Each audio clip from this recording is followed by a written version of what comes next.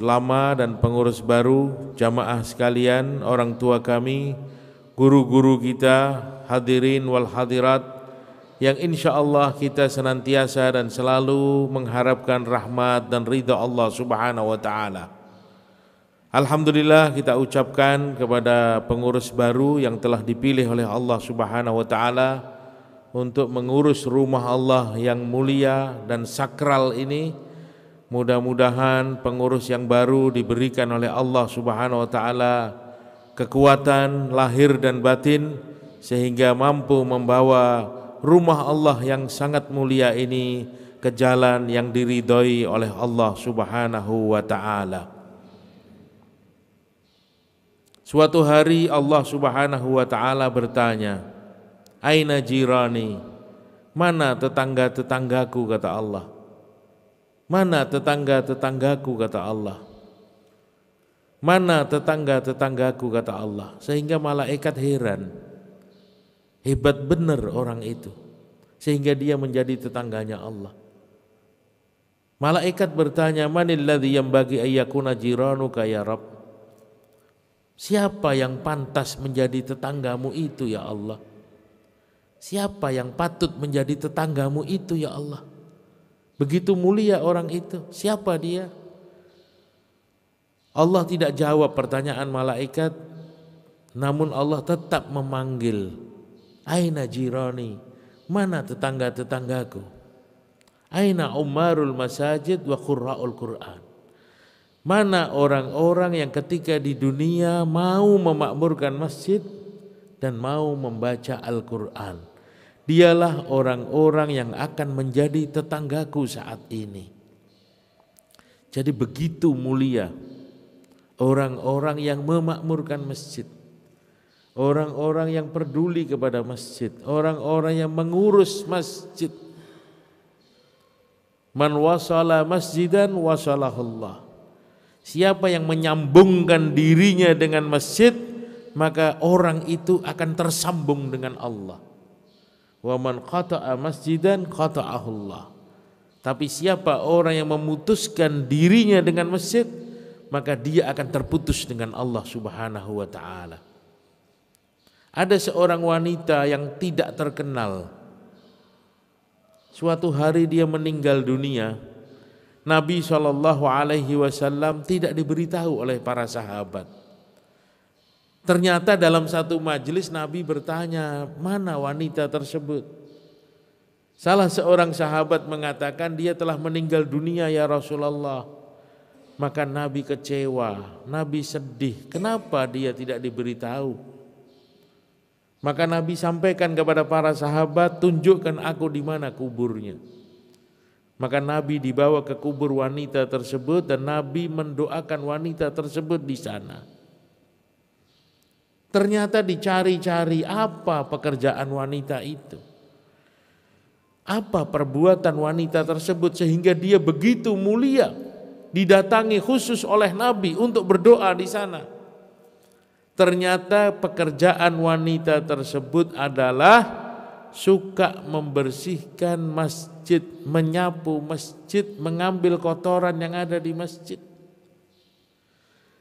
Maka pengurus masjid ini satu langkah membawa dia ke surga dan satu langkah membawa dia ke neraka. Kapan amanah itu membawa dia ke surga? Ketika dia bawa, ketika dia terima, ketika dia emban dengan sebaik-baiknya sesuai dengan ridha Allah. Dan kapan amanah tersebut membawa dia ke neraka? Ketika dia berkhianat atas amanah yang Allah berikan kepadanya. Maka saya sebagai jamaah Masjid Darussalam dan juga saya sebagai orang yang cukup peduli kepada Masjid Darussalam ingin berpesan satu hal saja. Apa itu? Jagalah kesatuan hati. Karena kesatuan hati itu di atas segala-galanya. Kesatuan hati, kasih sayang, cinta mencintai sesama umat Islam ini di atas segala-galanya. Sehebat apapun pekerjaan kita, semewah apapun masjid ini, tapi ketika jamaahnya pecah hati, maka kita tidak akan dipandang oleh Allah Subhanahu wa taala. Wa idza tasabat ummati saqatat min ainillah. Ketika umatku pecah hati, tidak ada kasih sayang, tidak satu hati, jatuh mereka dari pandangan Allah. Allah tidak akan pandang umat macam ini. Kenapa? Karena kita diwajibkan untuk mencintai saudara kita sebagaimana kita cinta pada diri kita sendiri. Apa sebabnya? Karena orang yang di dalam hatinya ada kalimat la ilaha illallah, siapapun dia, orang tersebut sangat mahal harganya di sisi Allah Subhanahu wa taala. La yu'minu ahadukum hatta yuhibba li akhihi ma yuhibbu li nafsihi. Tidak akan diakui iman kamu oleh Allah. Tidak akan kamu sampai pada derajat iman yang benar sebelum kamu mencintai saudara kamu seperti kamu cinta pada diri kamu sendiri. Maka satu hati itu di atas segala-galanya. La tahasadu, jangan kalian saling hasad. Wala tabaghadu, jangan kalian saling membenci. Wala tanakaru, jangan kalian saling bertengkar. Wa kunu ibadallahi ikhwana, tapi jadilah kalian hamba Allah yang bersaudara. Ada seseorang yang pulang ke akhirat nanti, amalannya hebat sekali, sedekahnya banyak, haji, umroh, ibadah luar biasa. Ternyata sampai di persidangan akhirat, amalan yang banyak dan besar itu ludes, habis. Kenapa? Karena saat di dunia sering bertengkar, karena saat di dunia sering hasad, saat di dunia dia tidak menunaikan hak-hak saudara Islamnya, dituntut habis-habisan di hadapan Allah, hatta faniyat hasanatuhu, sampai kebaikan segunung yang dia bawa di hadapan Allah itu amblas semuanya. Maka di samping kita beribadah, di samping kita berkhidmat, di samping kita bekerja, tetap kita harus jaga amalan utama, yaitu kesatuan hati di antara kita. Mudah-mudahan Allah Subhanahu wa taala satukan hati kita sehingga amal kita utuh, tersimpan, terjaga sampai kita kembali kepada Allah Subhanahu wa taala. Jamaah sekalian, pada pagi hari ini tema kita dalam kitab Riyadhus Shalihin bab yang ke-64 adalah keutamaan orang kaya. Dan saya tambahkan sendiri keutamaan orang miskin. Kalau yang tertulis di dalam kitab ini adalah keutamaan orang kaya. Tapi supaya lengkap lagi, saya tambahkan sedikit keutamaan orang miskin. Supaya apa? Supaya orang miskin dan orang kaya sama-sama bersyukur kepada Allah. Karena orang kaya yang bersyukur dan orang miskin yang bersabar ini sama-sama hebatnya di sisi Allah Subhanahu wa ta'ala. Dan yang penting kita ketahui sebelum kita masuk kepada bab ini, kita sebagai hamba Allah Ta'ala, sebagai umat Nabi Muhammad sallallahu alaihi wasallam harus yakin bahwa Allah Subhanahu wa ta'ala maha besar, Allah Subhanahu wa ta'ala maha kaya, Allah Subhanahu wa ta'ala yang menetapkan segala sesuatu. Wa ma tasyauna illa yasha Allah. Ketentuan ada di tangan Allah, ketetapan ada di tangan Allah Subhanahu wa ta'ala. Ini keyakinan yang harus kita masukkan ke dalam hati kita. Sebelum kita berbicara apapun, yang pertama kita harus yakin bahwa Allah yang kuasa, makhluk tidak kuasa. Allah yang kaya, makhluk semua miskin. Allah yang berkehendak, makhluk tidak punya kekuatan apapun tanpa izin Allah Subhanahu wa ta'ala. Dan inilah kalimat yang disampaikan oleh seluruh nabi yang Allah utus di dunia ini. Apa kata Nabi? Ya ayyuhan nas, qulu la ilaha illallah tuflihun. Wahai sekalian manusia, ucapkan olehmu la ilaha illallah, kalian akan berjaya, kalian akan sukses, kalian akan menang. Artinya apa?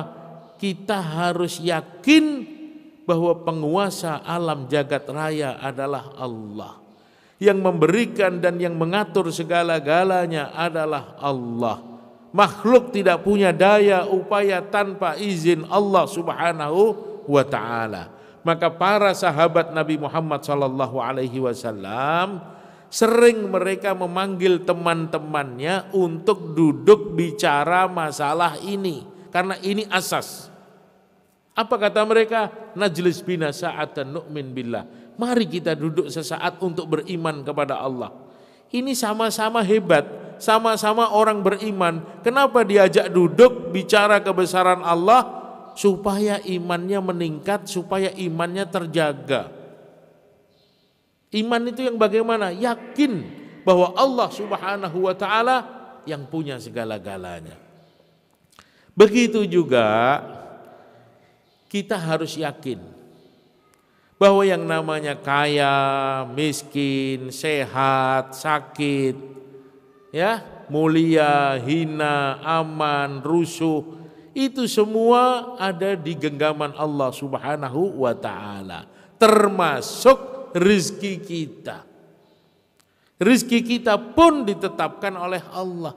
Kita jadi orang kaya atau jadi orang miskin, ini sudah ditetapkan oleh Allah. Kalau kita jadi orang kaya, kita harus bersyukur. Kalau kita ditetapkan miskin, kita harus bersabar. Kenapa? Karena dunia sementara saja. Kita bersyukur jadi orang kaya di dunia, nanti kita akan kaya sebenarnya di akhirat. Kita bersabar ketika ditetapkan oleh Allah jadi orang miskin di dunia, nanti kita akan kaya sebenarnya di akhirat juga.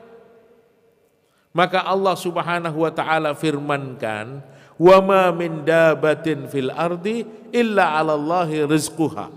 Tidak ada satu binatang melata pun di muka bumi ini kecuali rizkinya ada di genggaman Allah. Rizkinya ada pada Allah Subhanahu wa ta'ala. Binatang melata. Maka suatu hari Nabiullah Musa alaihi salatu wassalam bertanya kepada Allah, ya Rabbi kaifa turzaqul hayya? Ya Allah, bagaimana engkau memberikan makhlukmu, memberi rizki kepada makhlukmu, caranya bagaimana? Maka Allah perintahkan Nabiullah Musa untuk memukul sebuah batu. Idrib bi asaqal hajar, pukul batu itu, kemudian pecah batunya, ada batu di dalamnya.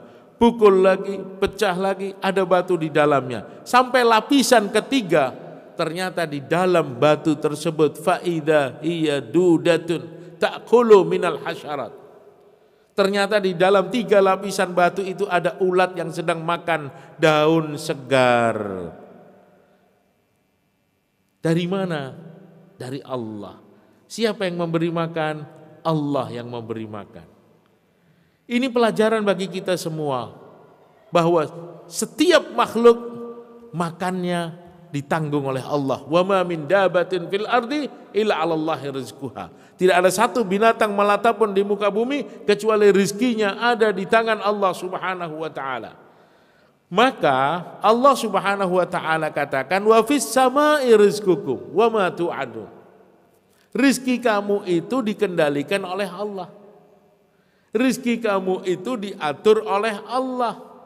Kita di dunia ini disuruh berikhtiar, berjalan ke sana kemari, berdagang, bertani, bekerja, mencari nafkah, keluar, pulang, berangkat, datang, itu ikhtiar kita.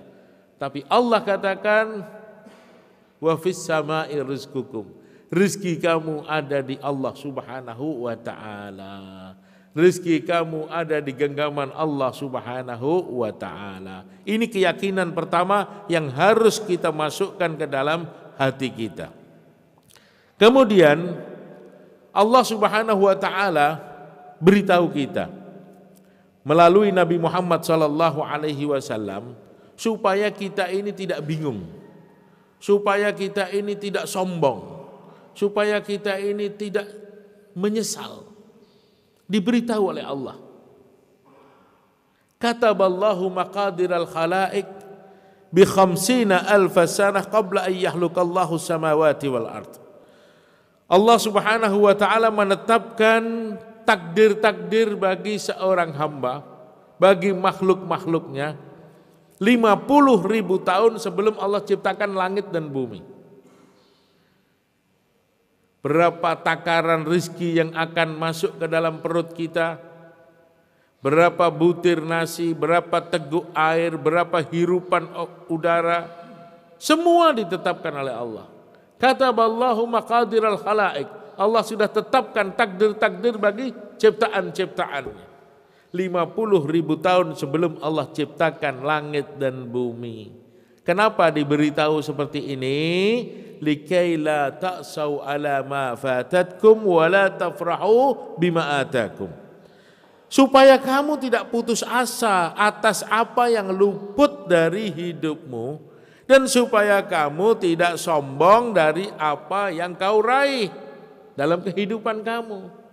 Maka Allah katakan itu dari aku, yang memutuskan aku, yang menentukan aku. Kau jangan terlalu sedih, jangan putus asa ketika kau mencari sesuatu dan kau tidak mendapatkannya.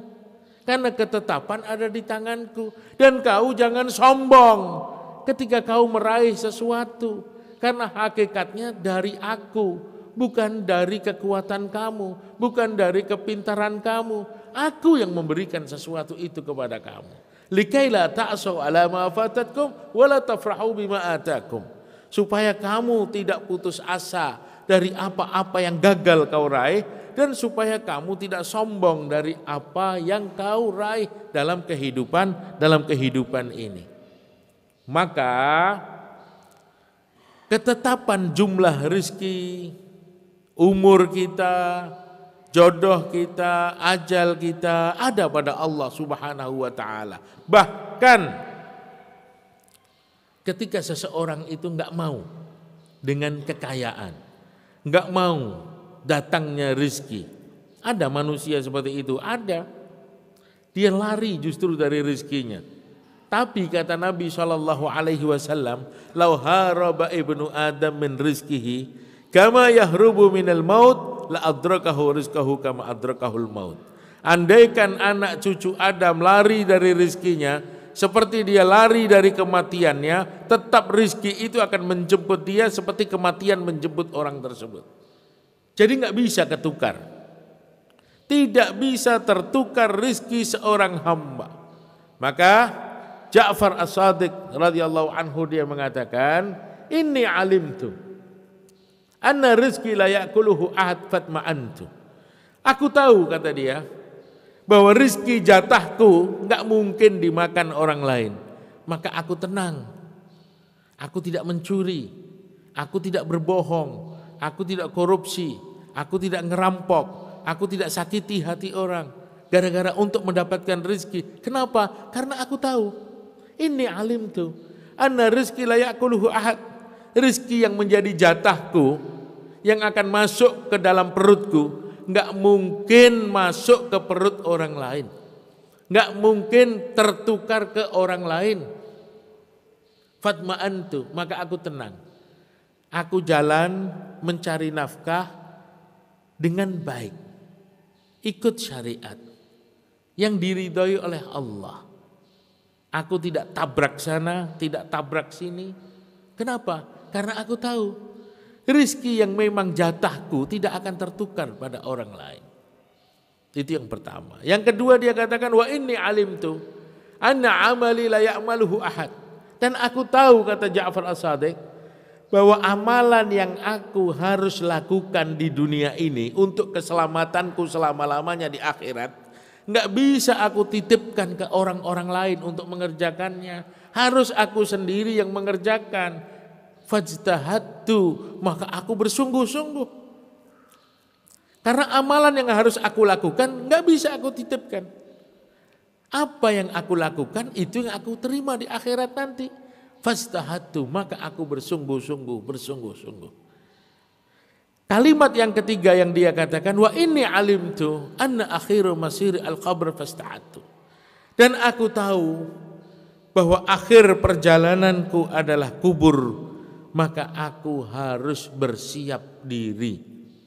Akhir perjalanan hidupku adalah kubur, maka aku selalu bersiap diri untuk mendatangi tempat tersebut. Mau tidak mau, suka tidak suka, siap tidak siap, setiap orang pasti akan mati dan masuk ke dalam kubur. Ini kalimat yang indah yang disampaikan oleh Ja'far As-Shadiq radhiyallahu anhu. Oleh karenanya, Bapak Ibu Saudara sekalian, kita harus sadar, kita harus paham bahwa yang namanya rezeki, kaya atau miskin, semua itu sudah ditetapkan oleh Allah Subhanahu wa taala. Lan tamuta nafsun hatta tastakmilu rizquha. Seseorang itu tidak akan pernah mati sebelum rezeki jatah dia itu sampai pada dia secara sempurna. Setelah sampai semuanya, baru orang itu akan mati. Ada yang masih punya jatah minum, jatah makannya sudah enggak ada, maka dia sudah enggak bisa lagi makan, bisanya cuma minum dan bernapas saja. Ada orang yang jatah makannya habis, jatah minumnya juga habis, yang punya masih jatah udara saja. Maka dia sudah tidak bisa lagi makan, tidak bisa lagi minum, cuma bernapas saja bisanya. Ketika semua jatah dia di dunia sudah habis, diperiksa oleh malaikat ke timur, ke barat, ke utara, selatan, ternyata sudah tidak ada lagi jatah rizki untuk dia, baru saat itu dia akan mati. Artinya apa? Ketetapan ada di tangan Allah. Kita disuruh berikhtiar sesuai dengan perintah Allah. Bekerja itu perintah Allah. Bekerja itu sunnah Nabi. Maka ketika kita jalankan dengan baik, kita pun mendapatkan pahala. Kaya atau miskin bukan urusan kita, tapi itu sudah menjadi ketetapan Allah Subhanahu wa taala. Bab yang akan kita bahas pada pagi hari ini adalah keutamaan orang kaya. Bismillah.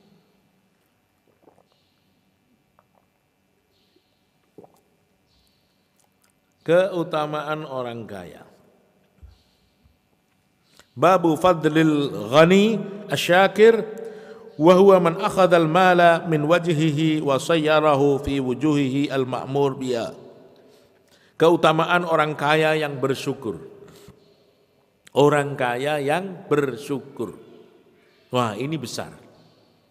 Kita sudah dikasih kekayaan sama Allah, kemudian kita bersyukur. Ini luar biasa. Ini orang akan kaya di dunia dan akan kaya di akhirat.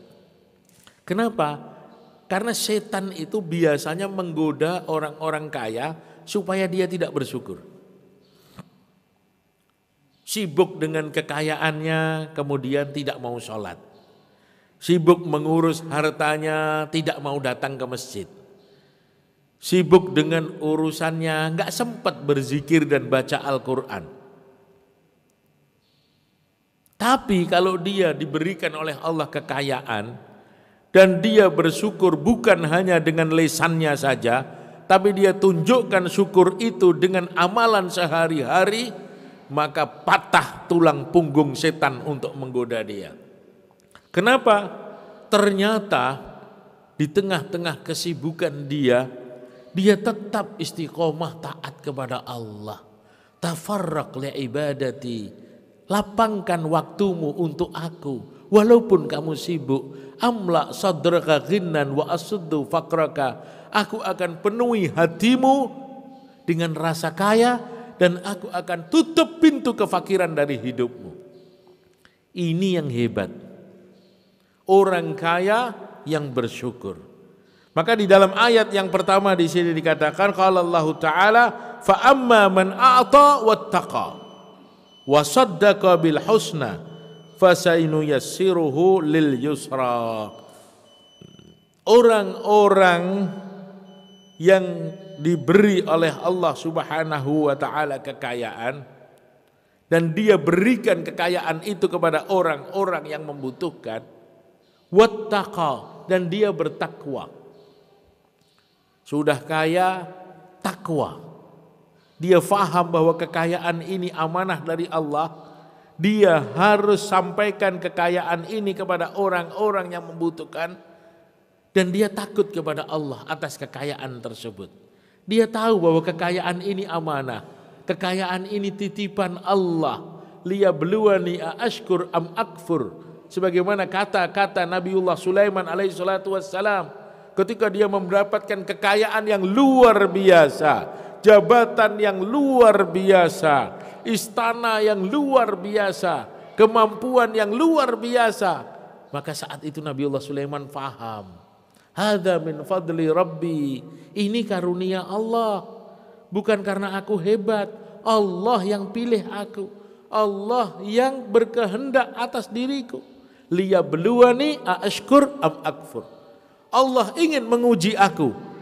Ataukah aku tergolong orang-orang bersyukur, ataukah aku tergolong orang-orang yang kufur. Jadi kita ini tidak masalah. Mau jadi orang kaya, mau jadi pejabat, mau jadi pedagang sukses. Alhamdulillah, bagus. Tapi syaratnya jadilah orang kaya yang bersyukur kepada Allah. Maka itu semua akan membawa kita ke dalam surganya Allah Subhanahu wa ta'ala. Di sini ada 3 ayat, tapi saya lompat saja karena waktunya singkat. Langsung masuk kepada hadis yang pertama mengenai keutamaan orang kaya. La hasada illa ala isnain. Kita ini tidak boleh hasad, tidak boleh iri. Enggak boleh, iri itu hukumnya dosa. Tapi boleh iri kepada 2 orang. La hasada illa ala isnain. Kita tidak boleh hasad kecuali kepada 2 manusia. Yang satu, rajulun atahullahu malan fahuwa yunfiqu bihi ana al-lail wa ana an-nahar. Seseorang yang dikasih oleh Allah kekayaan, tapi dia sibuk menginfakkan kekayaannya siang malam, siang malam, siang malam. Masya Allah, tabarakallah, orang ini hebat, dikasih kekayaan sama Allah, tidak bakhil, tidak kikir. Dia sibuk menginfakkan hartanya di jalan Allah siang dan malam. Kita boleh iri kepada orang tersebut.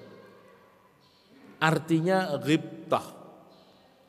Ghibtah itu iri, tetapi kita tidak mengharapkan kehilangan sesuatu itu dari orang tersebut. Tapi kalau kita iri dan kita menginginkan orang itu kehilangan kebaikan, itu iri yang tidak boleh. Tapi iri untuk berlomba-lomba, untuk meningkatkan kebaikan sebagaimana kebaikan yang dimiliki oleh orang kaya tersebut, maka ini iri yang berpahala. Yang kedua, rajulun atahullahul Qur'an wa huwa yaqra'u bihi ana al-lail wa ana an-nahar. Yang kedua adalah seseorang yang Allah berikan kepada dia Al-Qur'an dan dia sibuk membaca Al-Qur'an siang malam, siang malam, siang malam. Maka orang tersebut kita boleh iri padanya. Karena apa? Karena dia orang hebat. Karena dia orang menang. Karena dia orang yang telah mematahkan tulang punggung setan. Sebab apa? Sebab dia dikaruniai oleh Allah kekayaan, tapi dia faham atas kekayaan tersebut. Dia ngerti bagaimana cara memegang kekayaan tersebut. La yazulu qadama abdin yaumal qiyamah qabla yus'ala arba'ati asya. Tidak akan bergeser kaki seorang hamba di hari kiamat nanti dalam persidangan sebelum dia berhasil menjawab 4 pertanyaan. Salah satunya wa min malihi wa an malihi min aina iktasabahu wa aina anfaqahu.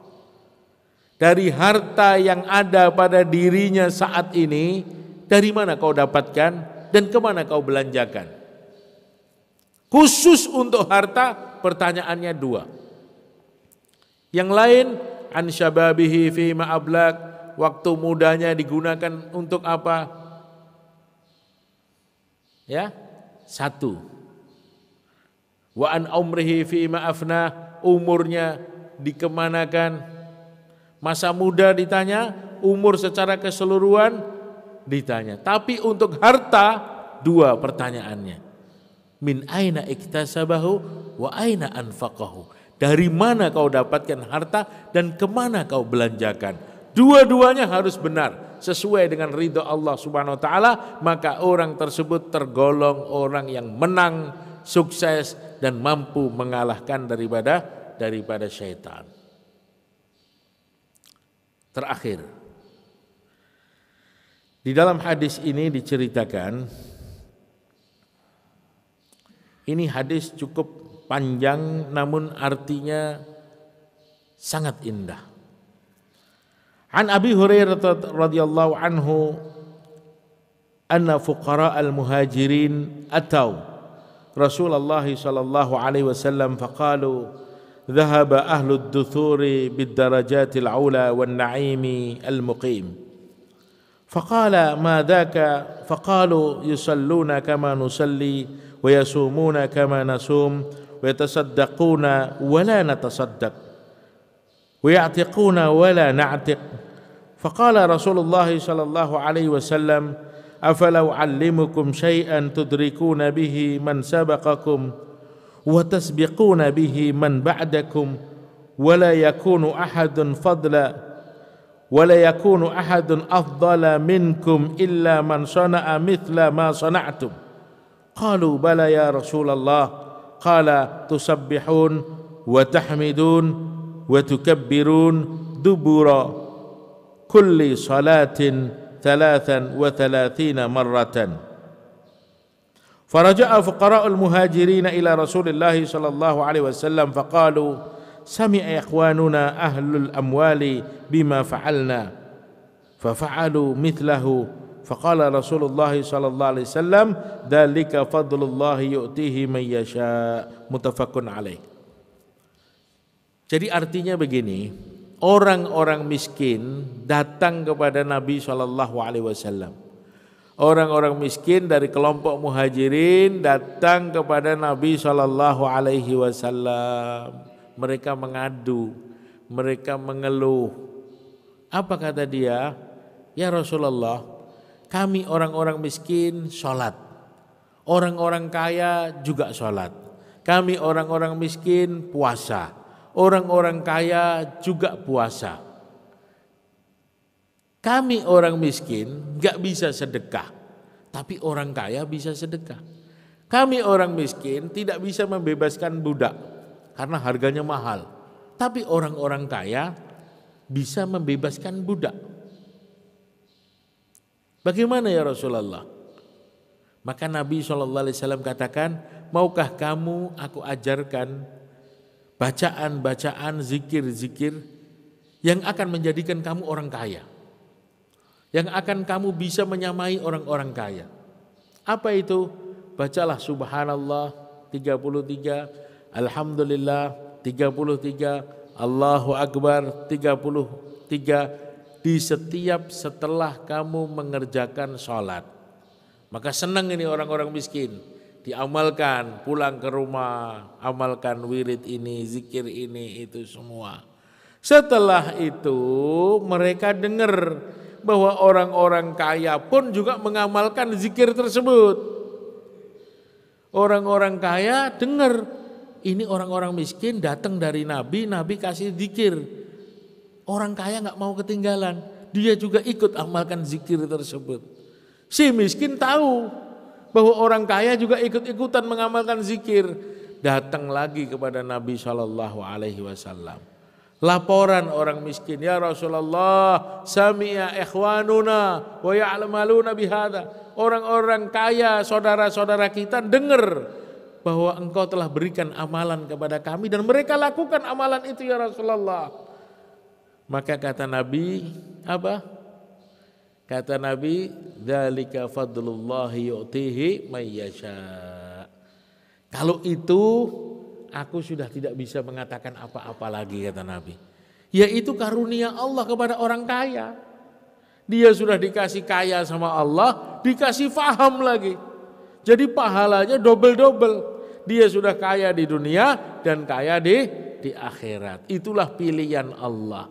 Itulah karunia Allah Subhanahu wa ta'ala. Jadi orang kaya yang bersyukur itu pahalanya besar. Sebagaimana orang miskin yang bersabar. Ketika Nabi SAW ditunjukkan surga, Nabi mengatakan uridat alayyal jannah wa nadartu aktsaruhum al-masakin. Aku ditunjuki surga, aku lihat kebanyakan penghuni surga orang-orang miskin. Jadi orang miskin ini kenapa dia lebih dulu masuk surga dibandingkan orang kaya? Karena hisabnya lebih ringan, hisabnya lebih singkat dibandingkan orang kaya. Tapi bukan berarti orang kaya lebih buruk di sisi Allah dibandingkan orang miskin, belum tentu. Semuanya tergantung ketakwaan. At-tajir as-saduq al-amin ma'al anbiya wa syuhada wa salihin. Pedagang yang jujur, amanah, terpercaya, maka dia akan bersama para nabi, syuhada dan solehin. Kenapa? Karena dia walaupun jadi pedagang jujur, amanah, terpercaya. Jadi harta yang dia miliki bukan membawa dia kepada keburukan, tapi justru membawa dia kepada kebaikan karena dia faham hakikat dunia, faham hakikat harta. Yang menjadi masalah, pertengkaran, keributan di mana-mana adalah seseorang yang dititipi oleh Allah harta tapi dia tidak faham hakikat harta yang sebenarnya sehingga terjadi masalah di mana-mana. Tapi insya Allah kalau seseorang itu faham hakikat harta dan hakikat jabatan, itu semua tidak membuat dia sombong dan miskin tidak membuat dia putus asa. Karena apa? Karena dia tahu bahwa semua ini sifatnya sementara, ini titipan Allah yang harus kita gunakan sebaik-baiknya untuk mencari ridha Allah Subhanahu wa ta'ala. Itu saja sedikit yang dapat kami sampaikan. Mudah-mudahan Allah Subhanahu wa ta'ala memberikan kefahaman kepada kita, memberikan taufik dan hidayah sehingga kita dapat amalkan dan sampaikan kepada saudara kita yang lain. Sebelum kita tutup majelis ini dengan doa, apabila ada yang ditanyakan insyaallah kami persilahkan. Bismillah. Al-masjid baitu kulli taqiyin. Masjid itu rumahnya orang takwa. Masjid itu rumah Allah. Masjid itu tempat berkerumunnya para malaikat. Di zaman Nabi Muhammad SAW, masjid itu dijadikan sentral kegiatan dakwah umat Islam. Masjid dijadikan seperti tempat solusi yang menyelesaikan semua masalah. Orang yang bodoh masuk masjid keluar jadi pinter. Orang yang gelisah masuk masjid tenang hatinya. Orang yang maksiat masuk masjid bertobat. Jadi masjid di zaman Nabi Muhammad SAW itu memang betul-betul dijadikan solusi setiap permasalahan. Dan memang betul-betul hebat. Walaupun saat itu masjidnya sangat sederhana sekali, nggak ada apa-apa. Tapi amalan rohaninya luar biasa.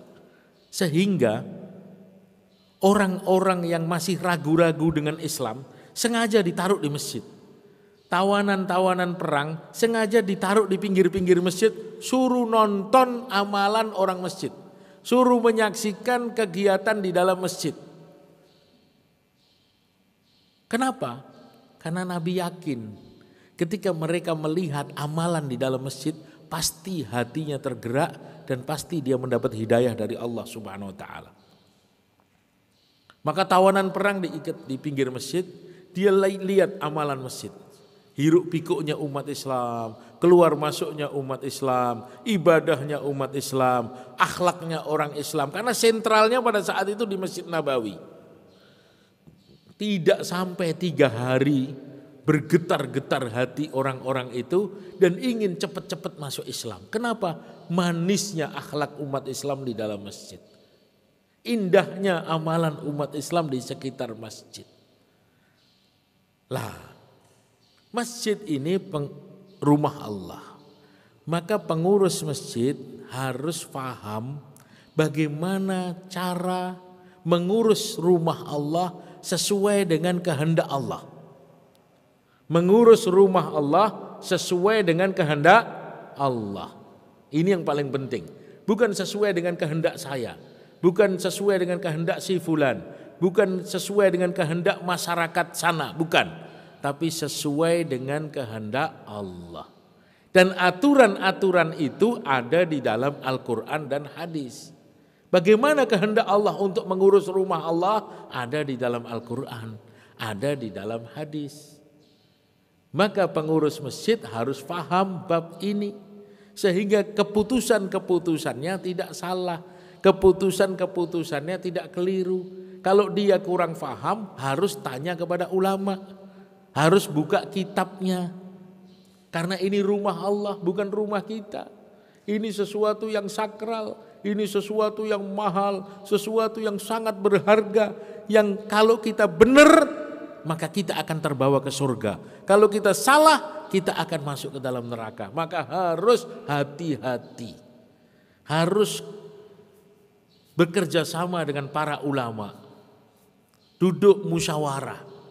Bagaimana hukum yang benar dalam keputusan-keputusan saya. Insya Allah ketika diadakan musyawarah dengan pengurus dan ulama, umara, insya Allah keputusan-keputusannya akan diridhoi oleh Allah Subhanahu wa ta'ala. Yang kedua tadi pertanyaannya bagaimana untuk menyatukan umat Islam. Jadi kita jadi umat Islam ini harus paham bahwa yang namanya khilafiyah itu terjadi sejak dulu. Bukan hanya sekarang. Dulu zaman Nabi Muhammad SAW masih hidup bersama para sahabat, sudah terjadi khilafiyah itu. Jadi kalau kita sekarang ini mau seragamkan cara ibadahnya umat Islam, ya nggak bisa. Kenapa nggak bisa? Lawang dulu aja sudah terjadi khilafiyah. Nabi masih ada di depan mereka. Kok sekarang kita mau seragamkan? Contohnya, semuanya harus baca kunut saat sholat subuh. Ya nggak bisa. Semuanya nggak boleh baca kunut karena itu bid'ah. Ya nggak bisa juga. Kenapa? Karena ada yang berkunut, ada yang tidak berkunut. Nabi pernah berkunut, Nabi juga tidak berkunut. Jadi dua-duanya silahkan jalan masing-masing. Jangan bertengkar urusan ini.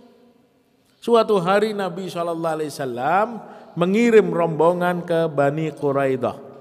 Nabi katakan kepada rombongan itu, la tusallil asr illa fi Bani Quraidah. Kamu rombongan saya kirim ke sana dan jangan sholat asar sebelum sampai Bani Quraidah. Berangkat rombongan ini. Belum sampai Bani Quraidah masuk waktu asar. Maka rombongan terbelah menjadi dua. Yang satu mengatakan, inna sholata kanat alal mu'minina kitaban mawquta. Sesungguhnya sholat itu bagi orang beriman waktunya sudah ditetapkan. Sekarang sudah masuk waktu sholat.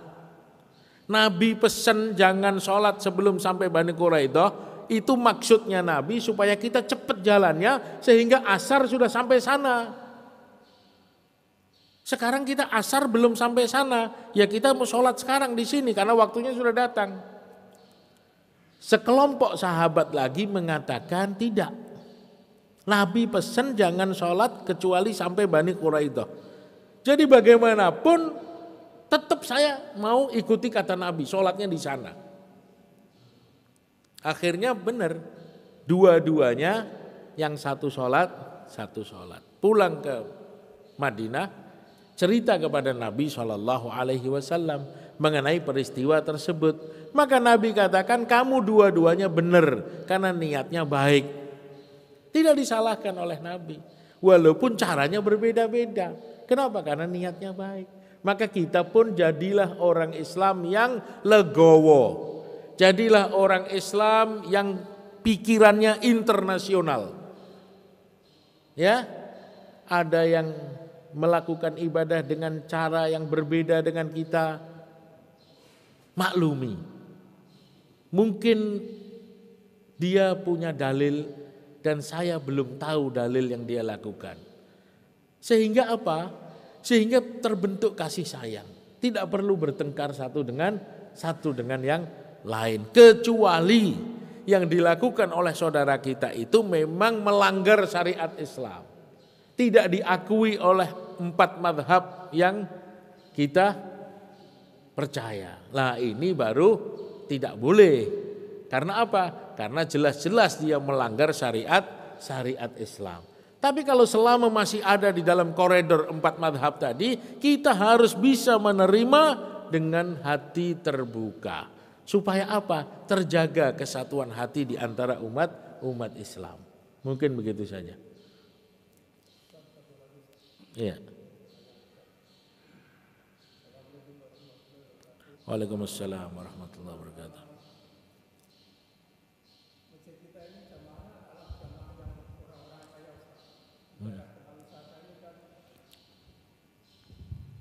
Di jamaah kita kan banyak mayoritas kaya dan berpendidikan tinggi dan punya jabatan yang tinggi, Ustaz.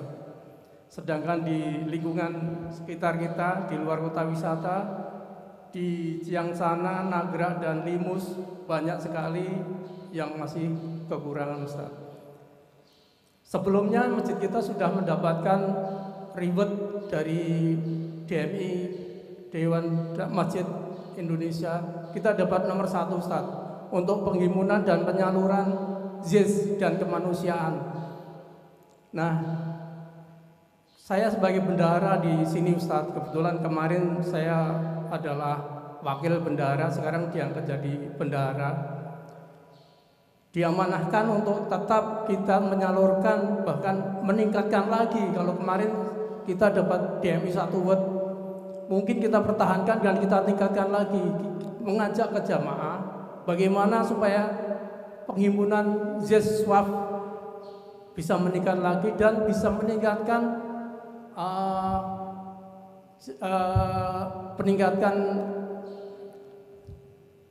dana dan bisa menyalurkan lebih baik lagi ke lingkungan kita, terutama ring 1 dan ring 2, ring 3, Ustaz. Saya mengajak, kebetulan sekarang DJs-nya adalah Pak Faris dan orang Pak Imam itu adalah dari Dompet Duafa juga. Kemudian didukung dengan Pak Arif, Pak Yofi Ariandi juga adalah stafnya Pak Ustadz Erwandi. Jadi kemungkinan tahun berikutnya ini adalah lebih baik lagi. Mohon Ustadz dukungannya, Ustadz bisa menyampaikan ini ke jamaah. Kita di keuangan kita sangat transparansi sekali. Jadi kalau tiap hari jam 3 laporan penerimaan kotak amal maupun yang dari bank, transfer bank, semuanya udah kita publikasikan sehingga jamaah bisa tahu berapa jumlah yang kita terima dan hari itu yang dikeluarkan. Itu Ustaz, terima kasih. Assalamualaikum warahmatullahi wabarakatuh. Waalaikumsalam warahmatullahi wabarakatuh. Innama yansurullahu hadhil ummah bidu'afaihim. Sesungguhnya Allah Subhanahu wa taala menolong umat ini karena doanya orang-orang lemah. Jadi orang-orang lemah itu doanya Masya Allah mustajab. Orang lemah yang soleh, yang takwa kepada Allah, mereka ikut juga mendoakan masjid ini. Karena apa? Karena mereka sering disantuni oleh masjid ini. Santri-santri juga mendoakan masjid ini.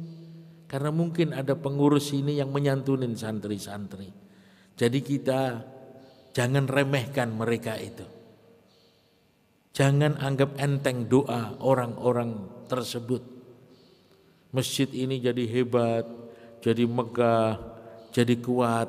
Bukan karena hartanya orang kaya saja. Tapi juga karena doanya mereka. Karena doanya orang-orang lemah. Karena doanya jamaah yang lain. Karena doanya orang-orang miskin, doanya ahli-ahli Al-Quran. Ini komponen yang berbarengan, yang bersama-sama. Keputusan pejabat, hartanya orang kaya, dan doanya orang-orang miskin. Ketika ini disatukan, subhanallah, akan terwujud sebuah masjid yang bersinar-sinar, yang sangat bermanfaat untuk umat. Maka teruskan kegiatan-kegiatan sosial, teruskan, dan carilah tempat-tempat yang amal jariahnya terus mengalir selama-lamanya, sehingga masjid yang megah dan mewah ini memiliki umat di mana-mana yang dibina oleh Masjid Darussalam. Jazakumullah khair. Mungkin itu saja, karena masih ada pertemuan lagi pengurus, jadi tidak pantas kalau saya panjang lebarkan. Insyaallah Allah Subhanahu wa taala maafkan kita semua. A'udzubillahi minasyaitonirrajim. Bismillahirrahmanirrahim. Alhamdulillahi rabbil alamin. Allahumma salli ala sayyidina Muhammad wa ala ali sayyidina Muhammad. Ya awwalal awwalin, ya akhiral akhirin, ya dzal quwwatil matin, ya rahimat du'afa wal masakin. Dhalamna anfusana wa illam taghfir lana wa tarhamna lanakunanna minal khasirin. Rabbi ighfir warham wa tajawaz amma ta'lam innaka anta a'azzul akram. Allahumma innaka afuwun karim tuhibbul afwa fa'fu anna ya karim. Allahumma inna nas'aluka ridhaka wal jannah wa na'udzu bika min sakhatika wan nar. Allahumma hdina wahdi bina wahdin nasa jami'a waj'alna sababan liman ihtada.